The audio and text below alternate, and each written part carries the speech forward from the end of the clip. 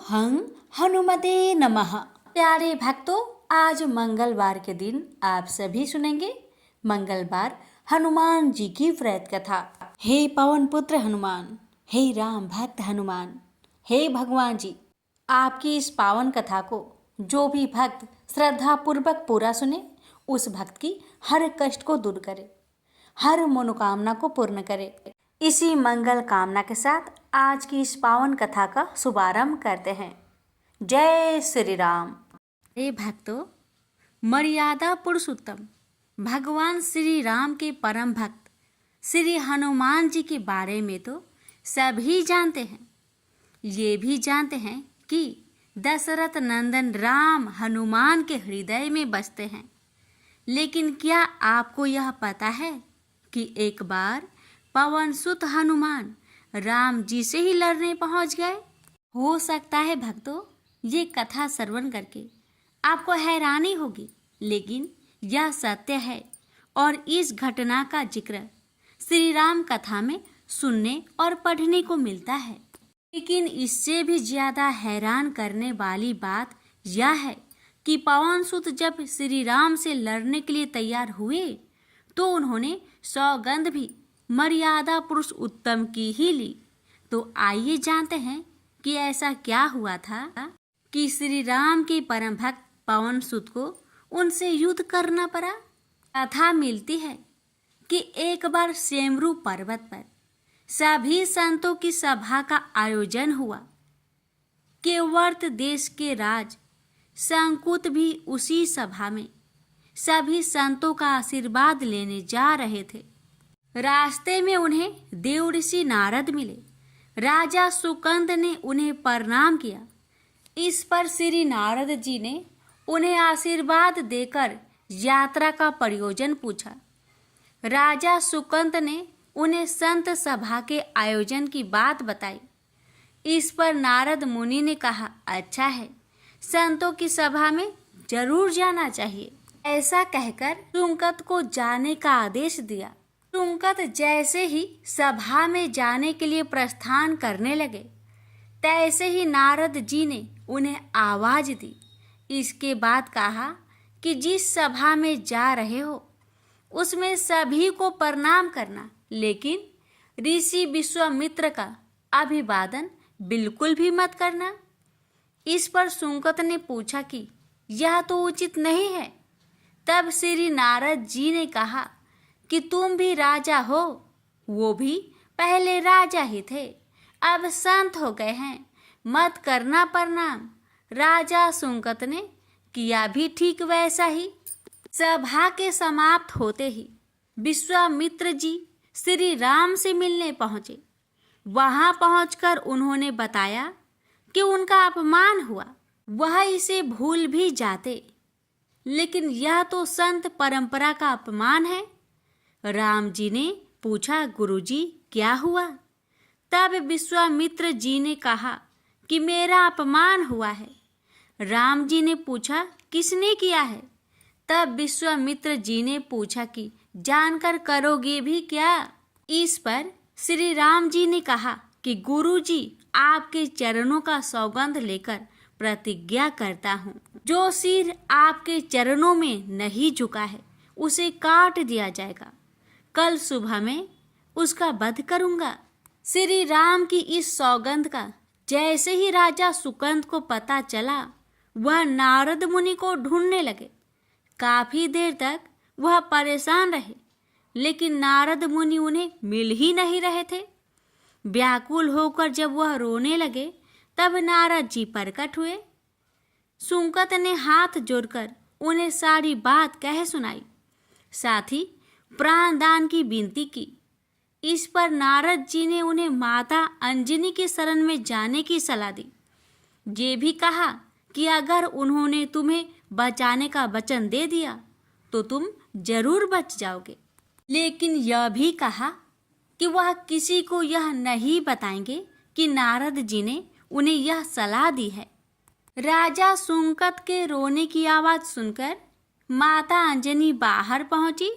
तब उन्होंने कहा कि माता, मुझे बचा ले, अन्यथा विश्वामित्र जी मुझे मार डालेंगे। ईश्वर माता अंजनी ने सुकंद को उसके प्राण बचाने का वचन दिया। उन्होंने कहा कि तुम शरण में हो, तुम्हें कोई नहीं मार सकता। इसके बाद राजा सुकंद को विश्राम करने के लिए कहा। शाम ढले जब हनुमान जी माता अंजनी के पास पहुंचे तो उन्होंने सारी बात बताई, लेकिन सुकंद को बुलाने से पहले पवन सुत से सौगंध लेने को कहा। तब श्री हनुमान जी ने कहा कि वह श्री राम के चरणों की सौगंध लेते हैं कि वह सुकंद के प्राणों की रक्षा करेंगे। तब माता अंजनी ने राजा को बुलाया।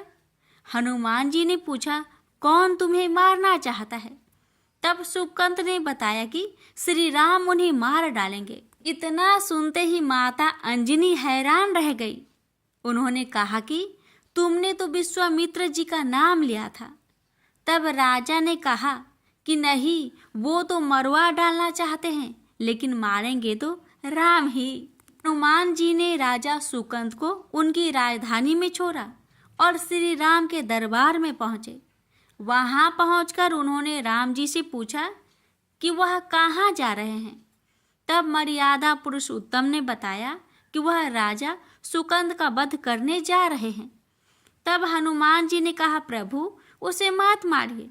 राम जी ने कहा कि वह तो अपने गुरु की सौगंध ले चुके हैं, अब पीछे नहीं हट सकते। हनुमान जी ने कहा, प्रभु मैंने उसके प्राणों की रक्षा के लिए अपने इष्ट देव यानी कि आपकी सौगंध ली है। तब राम जी कहते हैं, ठीक है, तुम अपना वचन निभाओ, मैं तो उसे मारूंगा। हनुमान जी राजा सुकंद को लेकर पर्वत पर पहुंचे और राम नाम का कीर्तन करने लगे। उधर राम जी राजा सुकंद को मारने के लिए उनकी राजधानी पहुंचे, लेकिन वह नहीं मिले। तो वह उन्हें ढूंढते हुए पर्वत पर पहुंचे। वहां हनुमान राम मंत्र का जप कर रहे थे। राम जी को देखते ही सुकंद डर गए। उन्होंने कहा कि अब तो राम जी उसे मार ही डालेंगे। वह बार बार हनुमान जी से पूछता कि बच जाएंगे हम। तब उन्होंने कहा कि राम मंत्र का जप करते रहो और निश्चिंत रहो, भगवान नाम पर पूरा भरोसा रखो। लेकिन वह काफी डरे हुए थे, तो हनुमान जी ने सुकंद को राम नाम मंत्र के घेरे में बैठा दिया। इसके बाद राम नाम जपने लगे। राम जी ने राजा सुकंद को देखकर जब बाण चलाना शुरू किया तो वह राम नाम के मंत्र के आगे विफल हो जाते। राम जी हताश हो गए कि क्या करें। यह दृश्य देखकर श्री लक्ष्मण जी को लगा कि हनुमान जी भगवान राम को परेशान कर रहे हैं, तो उन्होंने स्वयं ही हनुमान जी पर बाण चला दिया। लेकिन यह क्या, उस बाण से पवन सुत के बजाय श्री राम मूर्छित हो गए। यह देखते ही लक्ष्मण जी दौड़ पड़े और देखते ही कि बाण तो हनुमान जी पर चलाया था, लेकिन मूर्छित राम जी कैसे हो गए।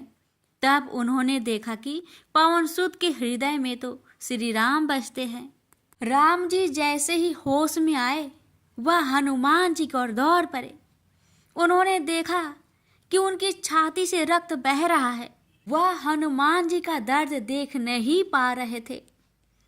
वह बार बार उनकी छाती पर हाथ रखते और आंखें बंद कर लेते। पवन सुत को होश आया तो उन्होंने देखा कि राम जी की आंखें बंद करके हनुमान जी की छाती पर बार बार हाथ रखते हैं, फिर हनुमान जी के सिर पर हाथ फेरते हैं। तब पवन सुत ने सुकंद को पीछे से निकाला और उसे अपनी गोद में बैठा लिया। तभी राम ने फिर से हनुमान जी की माथे पर हाथ फेरा, लेकिन इस बार वहां पवन सुत की जगह राजा सुकंद थे। राम जी मुस्कुराए और हनुमान जी बोल उठे कि नाथ, अब तो आपने इनके सिर पर हाथ रख दिया है, अब तो सब कुछ आपके हाथ में ही है। इसकी मृत्यु भी और जीवन भी आप ही सुकंद की जीवन की रक्षा करें। राम जी ने हनुमान जी से कहा कि जिसे तुम अपनी गोद में बैठा लो, उसके सिर पर तो मुझे हाथ रखना ही पड़ेगा। लेकिन गुरुजी को क्या जवाब देंगे? तभी हनुमान जी को विश्वामित्र जी सामने से आते दिखाई पड़े। उन्होंने राजा सुकंद से कहा कि जाओ, तब प्रणाम नहीं किया तो क्या हुआ, अब कर लो। राजा ने दौड़कर विश्वामित्र जी का अभिवादन किया। वह भी प्रसन्न हो गए और बोले, राम, इसे क्षमा कर दो। मैंने इसे क्षमा कर दिया, क्योंकि संत का काम मिटाना नहीं बल्कि सुधारना होता है। यह भी सुधर गया है। उन्होंने सुकंद से पूछा कि संत का सम्मान न करने की सलाह तुम्हें किस कुसंग में मिली। राजा सुकंद विश्वामित्र जी से कुछ कहते कि इससे पहले नारद मुनि प्रकट हो गए। उन्होंने सारी घटना कह सुनाई। तब विश्वामित्र जी ने पूछा कि नारद, तुमने ऐसी सलाह क्यों दी? तब नारद जी ने कहा, अक्सर ही लोग मुझसे पूछते थे कि राम बरे या राम का नाम बरा, तो मैंने सोचा कि क्यों न कोई लीला हो जाए कि लोग अपने आप ही समझ ले कि भगवान से अधिक भगवान के नाम की ही महिमा है। प्रेम से बोलिए जय श्री राम। सीता मैया की जय। पवन पुत्र हनुमान की जय। हनुमान जी और उनके पुत्र मकरध्वज की कथा। पवन पुत्र हनुमान बाल ब्रह्मचारी थे, लेकिन मकरध्वज को उनका पुत्र कहा जाता है। यह कथा उसी मकरध्वज की है। वाल्मीकि रामायण के अनुसार लंका जलाते समय आग की तापिश के कारण हनुमान जी को बहुत पसीना आ रहा था। इसलिए लंका दहन के बाद जब उन्होंने अपनी पूंछ में लगी आग को बुझाने के लिए समुद्र में छलांग लगाई, तो उनके शरीर से पसीने की एक बड़ी सी बूंद समुद्र में गिर पड़ी। उस समय एक बड़ी मछली ने भोजन समझ वह बूंद निगल ली। उसके उदर में जाकर वह बूंद एक शरीर में बदल गई। एक दिन पाताल के असुर राज अहिरावण के सेवकों ने उस मछली को पकड़ लिया। जब वे उसका पेट चीर रहे थे, तो उसमें से बानर की आकृति का एक मनुष्य निकला। वे उसे अहिरावण के पास ले गए। अहिरावण ने उसे पातालपुरी का रक्षक नियुक्त कर दिया। यही बानर हनुमान पुत्र मकरध्वज के नाम से प्रसिद्ध हुआ। तब राम और रावण में युद्ध हो रहा था। तब रावण की आज्ञा अनुसार अहिरावण राम लक्ष्मण का अपहरण कर उन्हें पातालपुरी ले गया। उनके अपहरण से वानर सेना भयभीत व शोकाकुल हो गई। लेकिन विभीषण ने यह भेद हनुमान के समक्ष प्रकट कर दिया। तब राम लक्ष्मण की सहायता के लिए हनुमान जी पातालपुरी पहुंचे। तब उन्होंने पाताल के द्वार पर एक बानर को देखा तो वे आश्चर्यचकित हो गए। उन्होंने मकरध्वज से उसका परिचय पूछा। मकरध्वज अपना परिचय देते हुए बोला, मैं हनुमान पुत्र मकरध्वज हूँ और पातालपुरी का द्वारपालक हूँ। मकरध्वज की बात सुनकर हनुमान क्रोधित होकर बोले, यह तुम क्या कह रहे हो दुष्ट? मैं बाल ब्रह्मचारी हूँ, फिर भला तुम मेरे पुत्र कैसे हो सकते हो?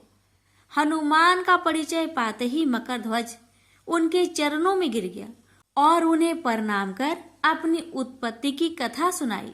हनुमान जी ने भी मान लिया कि वह उनका ही पुत्र है, लेकिन यह कहकर कि वे अभी अपने श्री राम और लक्ष्मण को लेने आए हैं। जैसे ही द्वार की ओर बढ़े, वैसे ही मकरध्वज उनका मार्ग रोकते हुए बोला, पिताश्री, यह सत्य है कि मैं आपका पुत्र हूँ, लेकिन अभी मैं अपने स्वामी की सेवा में हूँ, इसलिए आप अंदर नहीं जा सकते। हनुमान ने मकरध्वज को अनेक प्रकार से समझाने का प्रयास किया, किंतु वह द्वार से नहीं हटा। तब दोनों में घोर युद्ध शुरू हो गया। देखते ही देखते हनुमान जी उसे अपनी पूंछ में बांधकर पाताल में प्रवेश कर गए। हनुमान सीधे देवी मंदिर में पहुंचे, जहां अहिरावण राम लक्ष्मण की बलि देने वाला था। हनुमान जी को देखकर चामुंडा देवी पाताल लोक से प्रस्थान कर गई। तब हनुमान जी देवी रूप धारण करके वहां स्थापित हो गए। कुछ देर के बाद अहिरावण वहां आया और पूजा अर्चना करके जैसे ही उसने राम लक्ष्मण की बलि देने के लिए तलवार उठाई, वैसे ही भयंकर गर्जना करते हुए हनुमान जी प्रकट हो गए और उसी तलवार से अहिरावण का वध कर दिया। उन्होंने राम लक्ष्मण को बंधन मुक्त किया। तब श्री राम ने पूछा, हनुमान, तुम्हारी पूंछ में यह कौन बंधा है? बिल्कुल तुम्हारे ही समान लग रहा है, इसे खोल दो। हनुमान ने मकर ध्वज का परिचय देकर उसे बंधन मुक्त कर दिया। मकर ध्वज ने श्री राम के समक्ष सिर झुका लिया। तब श्री राम ने मकर ध्वज का राज्य अभिषेक कर उसे पाताल का राजा घोषित कर दिया और कहा कि भविष्य में वह अपने पिता के समान दूसरों की सेवा करे। यह सुनकर मकर ध्वज ने तीनों को प्रणाम किया। तीनों उसे आशीर्वाद देकर वहां से प्रस्थान कर गए। इस प्रकार मकर ध्वज हनुमान का पुत्र कहलाए। तो प्रेम से बोलिए, पवन पुत्र हनुमान की जय। अब श्रवण करेंगे राम नाम की महिमा की बड़ी ही सुंदर कथा। लंकापति रावण के वध के बाद जब अयोध्यापति प्रभु श्री राम की कीर्ति दूर दूर तक फैल रही थी और वह मर्यादा पुरुषोत्तम कहलाने लगे, तब एक दिन महादेव शिव की इच्छा भी मर्यादा पुरुषोत्तम श्री राम से मिलने की हुई। पार्वती को संग लेकर महादेव कैलाश पर्वत उतरकर अयोध्या नगरी के रास्ते चल पड़े। भगवान शिव और माँ पार्वती को अयोध्या आया देखकर राम जी बहुत खुश हुए। माता जानकी ने उनका उचित आदर सत्कार किया और स्वयं भोजन बनाने के लिए रसोई में चली गई। इस बीच भगवान शिव ने श्री राम जी से पूछा, आपके सेवक हनुमान जी दिखाई नहीं पड़ रहे हैं? श्री राम बोले, वे बगीचे में हैं। शिव जी ने श्री राम जी से बगीचे में जाने की अनुमति मांगी और पार्वती जी का हाथ थामकर बगीचे में आ गए। बगीचे की खूबसूरती देखकर उनका मन मोहित हो गया। आम के एक घने वृक्ष के नीचे हनुमान जी दीन दुनिया से बेखबर गहरी नींद में सोए थे और एक लय में खराटे से राम नाम की ध्वनि उठ रही थी। चकित होकर शिवजी और माता पार्वती एक दूसरे की ओर देखने लगे। माता पार्वती मुस्कुरा उठी और वृक्ष की डालियों की ओर इशारा किया। राम नाम सुनकर पेड़ की डालियां भी झूमने लगी थी और इनके बीच से भी राम नाम उच्चारित हो रहा था। शिव जी इस राम नाम की धुन में मस्त मगन होकर खुद भी राम राम कहकर नाचने लगे। माता पार्वती जी ने भी अपने पति का अनुसरण किया और अपने कोमल पैर थिरकाने लगी। शिव जी और पार्वती जी के नृत्य से ऐसी झनकार उठी कि स्वर्ग लोक के देवतागण भी आकर्षित होकर बगीचे में आ गए और राम नाम की धुन में सभी मस्त हो गए। माता जानकी भोजन तैयार करके प्रतीक्षार्थ थी, परंतु संध्या घिरने तक भी अतिथि नहीं पधारे। तब अपने देवर लक्ष्मण जी को बगीचे में भेजा। लक्ष्मण जी तो स्वयं को श्री राम का सेवक ही मानते थे। अब बगीचे में आकर जब उन्होंने धरती पर स्वर्ग का नजारा देखा तो खुद भी राम नाम की धुन में झूम उठे। महल में माता जानकी परेशान हो रही थी कि अभी तक भोजन ग्रहण करने कोई भी क्यों नहीं आया। उन्होंने श्री राम जी से कहा, भोजन ठंडा हो रहा है, चलिए हम ही जाकर बगीचे में से सभी को ले आए। जब राम जी बगीचे में गए तो वहां राम नाम की धुन मची हुई थी। हनुमान जी गहरी नींद में सोए हुए थे और उनके खराटों से अभी तक राम नाम निकल रहा था। श्री राम भाव विहल हो उठे। राम जी ने हनुमान जी को नींद से जगाया और प्रेम से उनकी तरफ निहारने लगे। हनुमान जी प्रभु को आया देख शीघ्रता से उठ खड़े हुए। नित्य की सभा भंग हो गई। शिव जी खुले कंठ से हनुमान जी की राम भक्ति की सराहना करने लगे। हनुमान जी सकुचाए लेकिन मन ही मन खुश हो रहे थे। श्री सिया राम ने भोजन करने का आग्रह भगवान शिव जी से किया। तभी लोग महल में भोजन करने के लिए चल पड़े। माता जानकी भोजन परोसने लगी। हनुमान जी को भी श्री राम जी ने पंक्ति में बैठने का आदेश दिया। हनुमान जी बैठ तो गए, परंतु आदत ऐसी थी कि राम जी के भोजन करने के उपरांत ही सभी लोग भोजन करते थे। आज श्री राम के आदेश से पहले भोजन करना पड़ रहा था। माता जानकी हनुमान जी को भोजन परोसती जा रही थी, पर हनुमान जी का पेट ही नहीं भर रहा था। सीता जी कुछ समय तक तो उन्हें भोजन परोसती रही, फिर समझ गई इस तरह से हनुमान जी का पेट नहीं भरेगा। उन्होंने तुलसी के एक पत्ते पर राम नाम लिखा और भोजन के साथ हनुमान जी को परोस दिया। तुलसी पत्र खाते ही हनुमान जी को संतुष्टि मिली और वह भोजन खाकर उठ खड़े हुए। भगवान शिव शंकर ने प्रसन्न होकर हनुमान जी को आशीर्वाद दिया कि आपकी राम भक्ति युगों युगों तक याद की जाएगी और आप संकट मोचन कहलाएंगे। प्रेम से बोलिए सिया रामचंद्र की जय। हर हर महादेव। माता पार्वती की जय। हनुमान जी की जय। व्यास जी ने कहा, एक बार नैमिषारण्य तीर्थ में 80,000 मुनि एकत्र होकर पुराणों के ज्ञाता श्री सूत जी से पूछने लगे, हे महामुने, आपने हमें अनेक पुराणों की कथाएं सुनाई हैं। आप कृपा करके हमें ऐसा व्रत और कथा बताइए जिसके करने से संतान की प्राप्ति हो तथा मनुष्य को रोग शोक अग्नि सर्व दुख आदि का भय दूर हो, क्योंकि कलयुग में सभी जीवों की आयु बहुत कम है।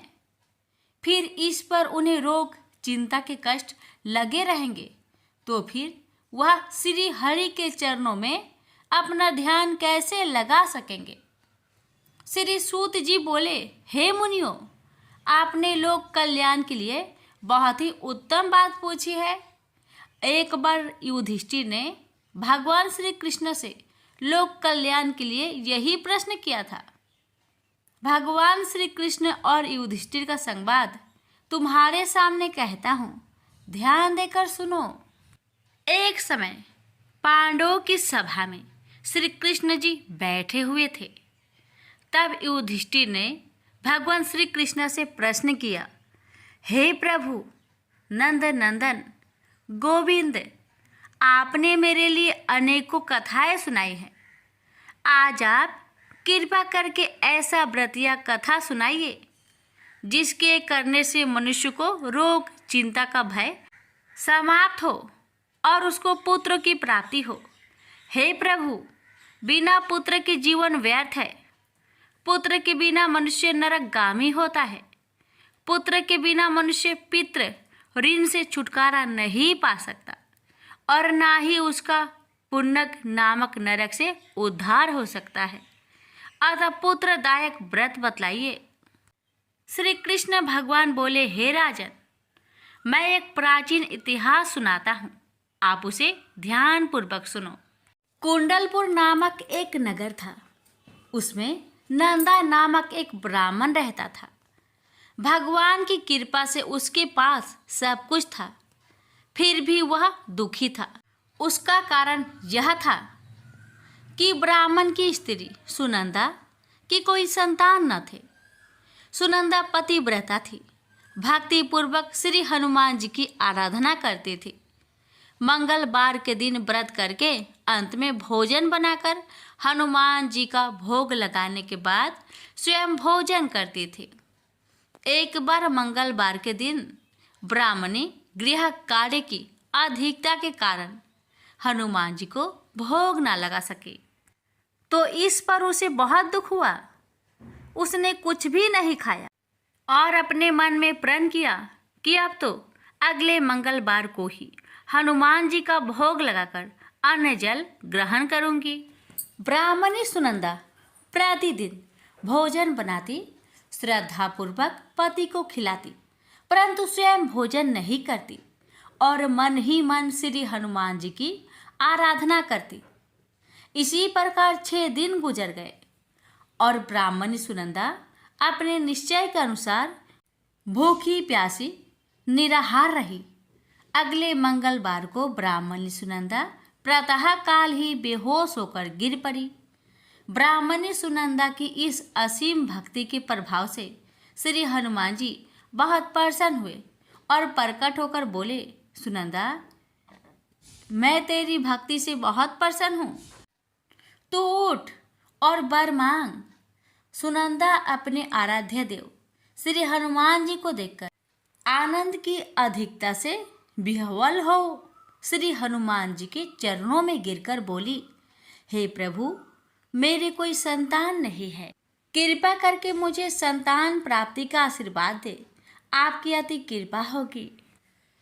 श्री महावीर जी बोले, तेरी इच्छा पूर्ण होगी, तेरे एक कन्या पैदा होगी, उसके अष्टांग प्रतिदिन सोना दिया करेंगे। इस प्रकार कहकर श्री महावीर जी अंतर्ध्यान हो गए। ब्राह्मणी सुनंदा बहुत हर्षित हुई और सभी समाचार अपने पति से कहा। ब्राह्मण देव कन्या का वरदान सुनकर कुछ दुखी हुआ, परंतु सोना मिलने की बात सुनी तो बहुत प्रसन्न हुआ। विचार किया कि ऐसी कन्या के साथ मेरी निर्धनता भी समाप्त हो जाएगी। श्री हनुमान जी की कृपा से वह ब्राह्मणी गर्भवती हुई और 10वें महीने में उसे बहुत ही सुंदर पुत्री प्राप्त हुई। यह बच्ची अपने पिता के घर में ठीक उसी तरह बढ़ने लगी जिस प्रकार शुक्ला पक्ष की चंद्रमा बढ़ता है। 10वें दिन ब्राह्मण ने उस बालिका का नामकरण संस्कार कराया। उसके कुल पुरोहित ने उस बालिका का नाम रत्नावली रखा, क्योंकि यह कन्या सोना प्रदान किया करती थी। इस कन्या ने पूर्व जन्म में बड़े ही विधान से मंगल देव का व्रत किया था। रत्नावली का अष्टांग बहुत सा सोना देता था। उस सोने से नंदा ब्राह्मण बहुत ही धनवान हो गया। अब ब्राह्मणी भी बहुत अभिमानी करने लगी। समय बीतता रहा। अब रत्नावली 10 वर्ष की हो चुकी। एक दिन जब नंदा ब्राह्मण प्रसन्नचित्त था, तब सुनंदा ने अपने पति से कहा, मेरी पुत्री रत्नावली विवाह की योग हो गई है, अतः आप कोई सुंदर तथा योग वर देकर इसका विवाह कर दे। यह सुन ब्राह्मण बोला, अभी तो रत्नावली बहुत छोटी है। तब ब्राह्मणी बोली, शास्त्रों की आज्ञा है कि कन्या 8वें वर्ष में गौरी, 9 वर्ष में रोहिणी, 10वें वर्ष में कन्या, इसके पश्चात रजवाला हो जाती है। गौरी के दान से पाताल लोक की प्राप्ति होती है, रोहिणी के दान से वैकुंठ लोक की प्राप्ति होती है, कन्या के दान से इंद्रलोक में सुखों की प्राप्ति होती है। अगर हे पतिदेव रजवाला का दान किया जाता है तो घोर नरक की प्राप्ति होती है। इस पर ब्राह्मण बोला, अभी तो रत्नावली मात्र 10 ही वर्ष की है और मैंने तो 16-16 साल की कन्याओं का विवाह कराए हैं, अभी जल्दी क्या है। तब ब्राह्मणी सुनंदा बोली, आपको तो लोभ अधिक हो गया है। शास्त्रों में कहा गया है कि माता पिता और बड़ा भाई रजवाला कन्या को देखते हैं तो वह अवश्य नरकगामी होते हैं। तब ब्राह्मण बोला, अच्छी बात है, कल मैं अवश्य ही योग वर की तलाश में अपना दूत भेजूंगा। दूसरे दिन ब्राह्मण ने अपने दूत को बुलाया और आज्ञा दी कि जैसी सुंदर मेरी कन्या है वैसा ही सुंदर वर उसके लिए तलाश करो। दूत अपने स्वामी की आज्ञा पाकर निकल पड़ा। पंपई नगर में उसने एक सुंदर लड़के को देखा। यह बालक एक ब्राह्मण परिवार का बहुत गुणवान पुत्र था। इसका नाम सोमेश्वर था। दूत ने इस सुंदर व गुणवान ब्राह्मण पुत्र के बारे में अपने स्वामी को पूर्ण विवरण दिया। ब्राह्मण नंदा को भी सोमेश्वर अच्छा लगा और फिर शुभ मुहूर्त में विधि पूर्वक कन्यादान करके ब्राह्मण ब्राह्मणी संतुष्ट हुए, परंतु ब्राह्मण के मन तो लोभ समाया हुआ था। उसने कन्यादान तो कर दिया था, पर वह बहुत खिन्न भी था। उसने विचार किया कि रत्नावाली तो अब चली जाएगी और मुझे इससे जो सोना मिलता था वह अब मिलेगा नहीं। मेरे पास जो धन था कुछ तो इसके विवाह में खर्च हो गया, और जो शेष बचा है वह भी कुछ दिनों के पश्चात समाप्त हो जाएगा। मैंने तो इसका विवाह करके बहुत बड़ी भूल कर दी है। अब कोई ऐसा उपाय हो कि रत्नावाली मेरे घर में ही बनी रहे, अपने ससुराल ना जावे। लोभ रूपी राक्षस ब्राह्मण के मस्तिष्क पर छाता जा रहा था। रात भर अपनी सैया पर बेचैनी से करवटें बदलते बदलते उसने एक बहुत ही क्रूर निर्णय लिया। उसने विचार किया कि जब रत्नावाली को लेकर उसका पति सोमेश्वर अपने घर के लिए जाएगा तो वह मार्ग में छिपकर सोमेश्वर का वध कर देगा और अपनी लड़की को अपने घर ले आएगा, जिससे नियमित रूप से उसे सोना भी मिलता रहेगा और समाज का कोई मनुष्य उसे दोष भी नहीं दे सकेगा। प्रातःकाल हुआ तो नंदा और सुनंदा ने अपने जामाई तथा लड़की को बहुत सारा धन देकर विदा किया।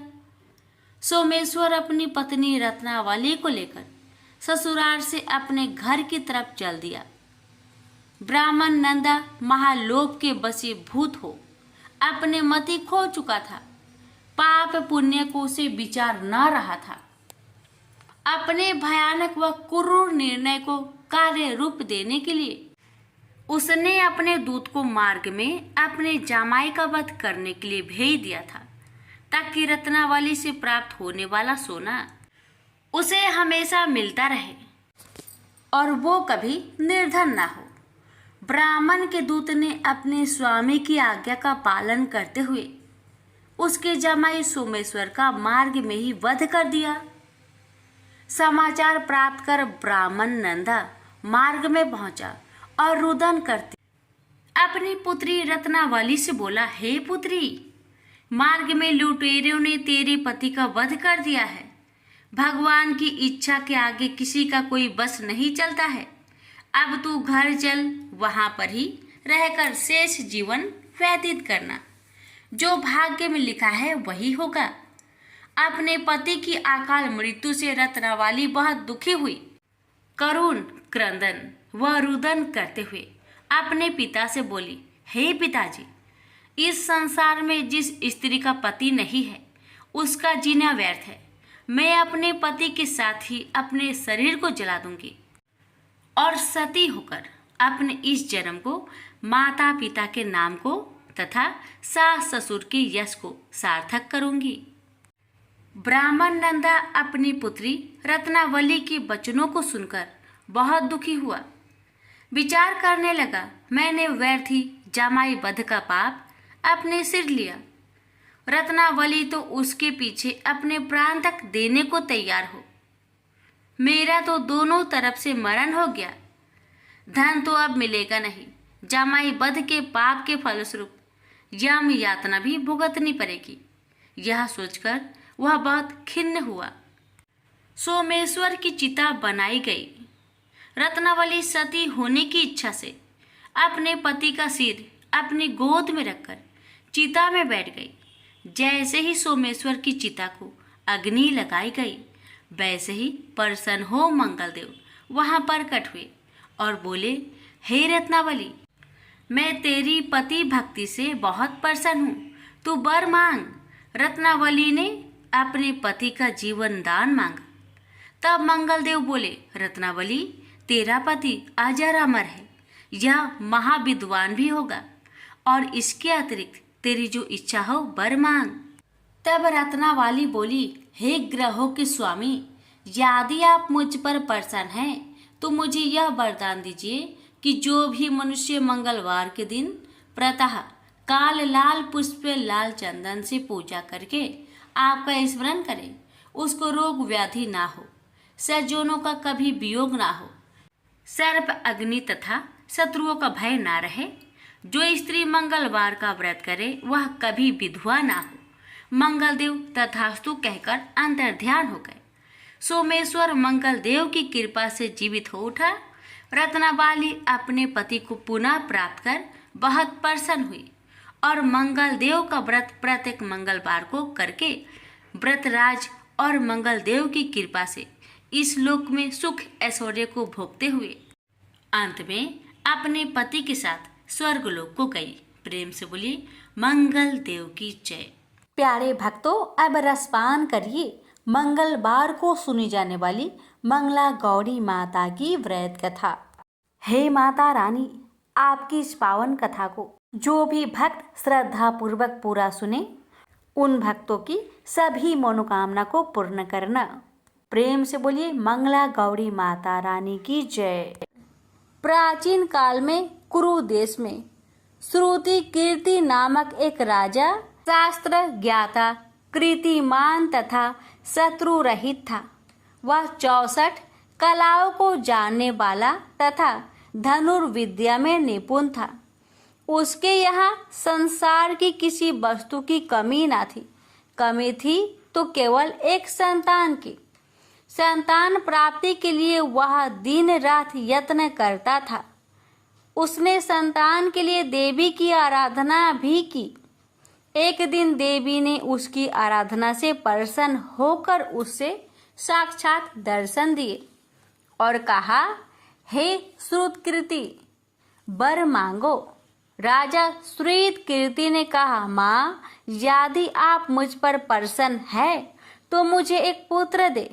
आपकी कृपा से मेरे यहाँ धन्य धान्य आदि किसी चीज की कमी नहीं। बस एक पुत्र का सुख छोड़कर मेरे यहाँ सब आनंद है। राजा के वचन सुनकर देवी मुस्कुराई। उसने कहा, राजन, तुमने एक दुर्लभ वस्तु की याचना की है, फिर भी तुमको पुत्र अवश्य दूंगी। लेकिन तुम मेरी बात को ध्यान देकर सुनो। तुम्हारे यहाँ जो पुत्र होगा वह अत्यंत गुणवान भी होगा, किंतु वह 16 वर्ष से अधिक नहीं जिएगा। हाँ, यदि एक सुंदर अथवा विद्याविहीन पुत्र होगा तो वह बहुत समय तक जीवित रहेगा। देवी की बात सुनकर राजा चिंताग्रस्त हो गया। उसने अपनी रानी से बात की और फिर उसकी बात से गुणी संपूर्ण लक्षण युक्त 16 वर्ष की आयु वाला पुत्र मांगा। देवी ने कहा, राजा, मेरे मंदिर के मुख्य द्वार पर आम का पेड़ है। मेरी आज्ञा है कि तुम उस पेड़ से एक आम तोड़कर अपनी रानी को खाने के लिए दो। उसको खाने से रानी को अश्वमेव गर्भ रहेगा। राजा ने प्रसन्न होकर देवी के मंदिर के मुख्य द्वार पर जो आम का पेड़ था, वहां से एक आम तोड़कर अपनी पत्नी को खाने के लिए दिया। रानी ने देवी के आदेश अनुसार फल खाया और 10 मास के पश्चात उसके यहाँ देवपुत्र तुल्य पुत्र पैदा हुआ। हर्ष शोक से संपन्न राजा ने राजकुमार का जात कर्म आदि संस्कार करवाया और भगवान सदा शिव का ध्यान धरकर उसका नाम चिरायु रखा। लड़का अपने माता पिता की देख रेख में चांद की तरह बढ़ने लगा। दिन बीतते गए और उसका 16वां वर्ष आरंभ हो गया। राजा रानी दोनों को चिंता सताने लगी। राजा ने सोचा, मैंने यह पुत्र बड़े कष्ट से प्राप्त किया है। अपनी आंखों में से इसकी मृत्यु कैसे देख सकूंगा। यह विचार करके उसने राजकुमार को उसके मामा के साथ काशी भेज दिया।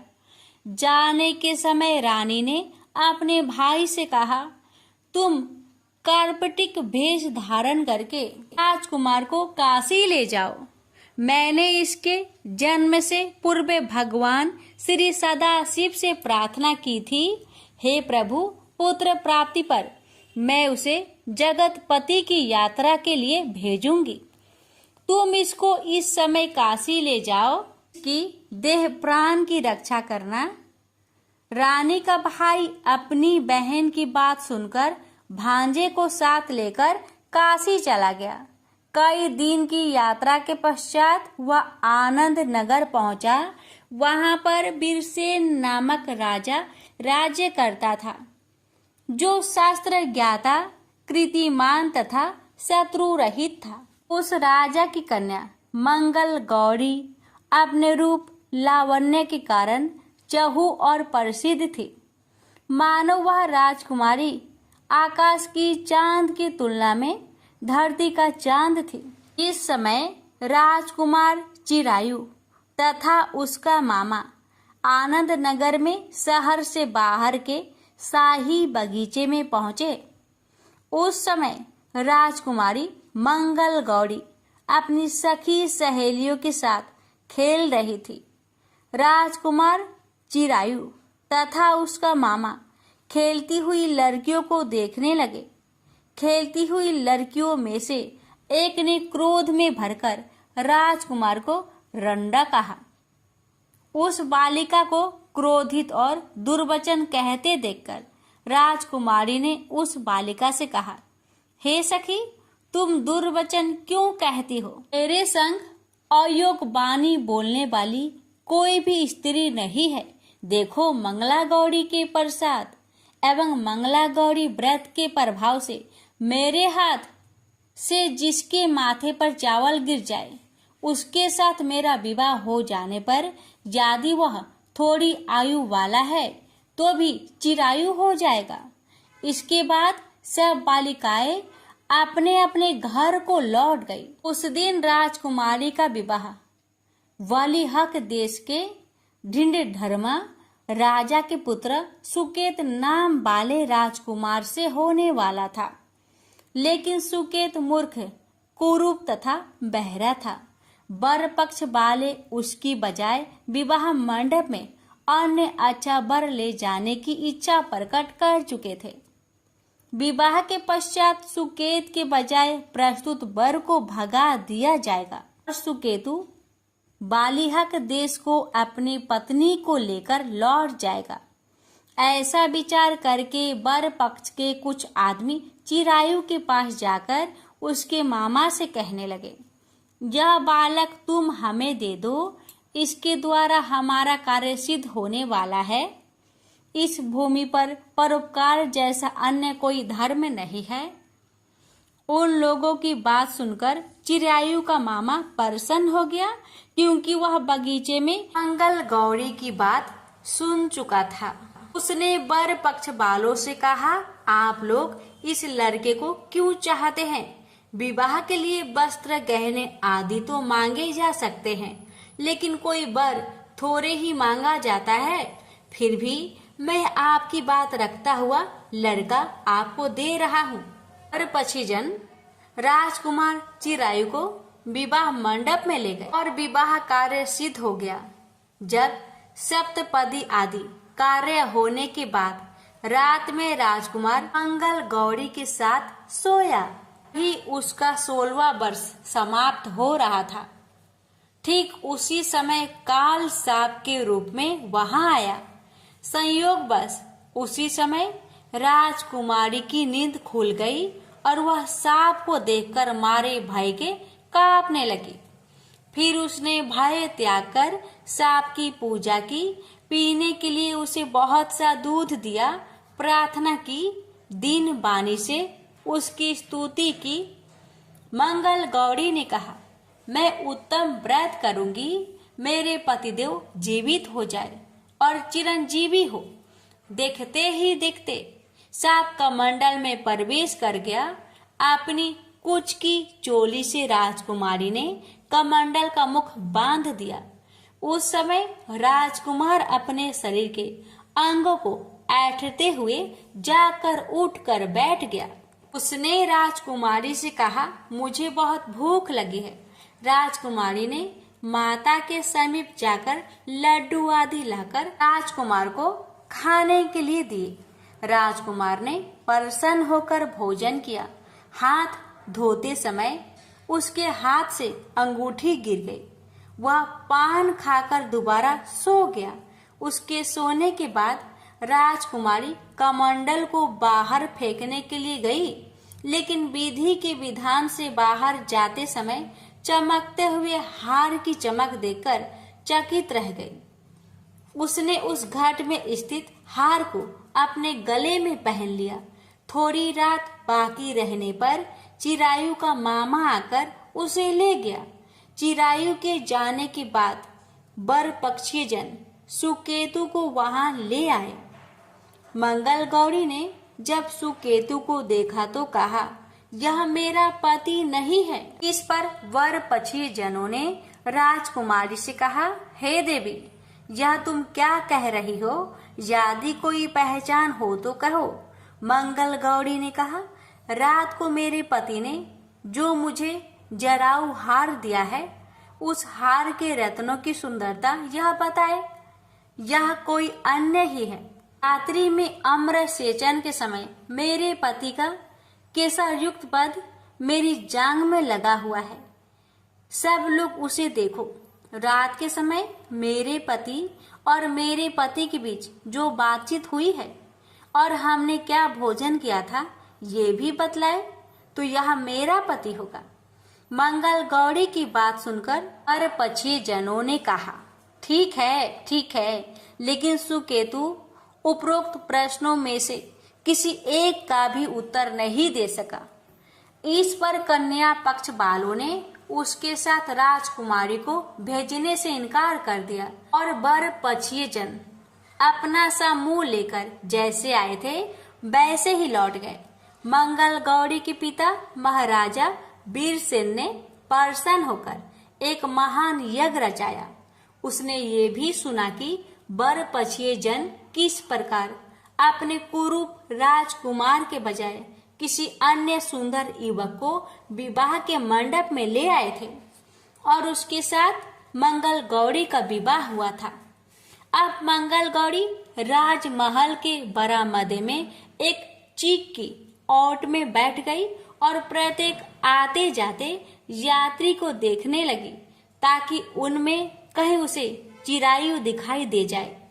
उधर चिरायु भी अपने ससुराल का हाल जानने के लिए अपने मामा के साथ वहां आन पहुंचा। जो ही वह चीक के सामने से गुजरा, मंगल गौरी ने उसे देखकर कहा, पिताजी, मेरे पति आ गए हैं। राजा ने तुरंत ही मामा भांजे को राजभवन के भीतर बुलवा भेजा। मंगल गौरी की बतलाई हुई सब निशानियां चिरायु में मौजूद थी। राजा ने वस्त्र भरण, अश्व गज, रथ तथा अन्य बहुत सी चीजें के साथ मंगल गौरी चिरायु के साथ कर दी। उसके बाद चिरायु राजा वीरसेन से विदा होकर अपनी पत्नी एवं मामा के साथ कुल नंदन सेना सहित अपने नगर को गया। जब उसके माता पिता ने लोगों के मुख से उसकी आपसी के संबंध में सुना तो उन्हें इस बात का विश्वास नहीं हुआ। वह सोचने लगे कि भाग्य के विपरीत कैसे हो सकता है। वह अभी यह सोच ही रहे थे कि राजकुमार चिरायु ने माता और पिता के चरणों में प्रणाम किया। माता ने उसका सिर सूंघा और उसके आनंद का कोई पारावर न रहा। फिर उसने पुत्र वधू को अपनी गोदी में बैठाकर उससे सारा हालचाल पूछा। भगवान शंकर बोले, हे महान मुने, मंगल गौरी ने उसको व्रत महात्म्य तथा पिछला समस्त घटनाक्रम बतलाया। हे सनत कुमार, मंगल गौरी के कारण ही तभी से यह व्रत मंगल गौरी के नाम से प्रसिद्ध हुआ। इसे जो कोई भी सुनेगा अथवा इसका कीर्तन करेगा, उसके सभी मनोरथ सिद्ध हो जाएंगे, इसमें संशय नहीं है।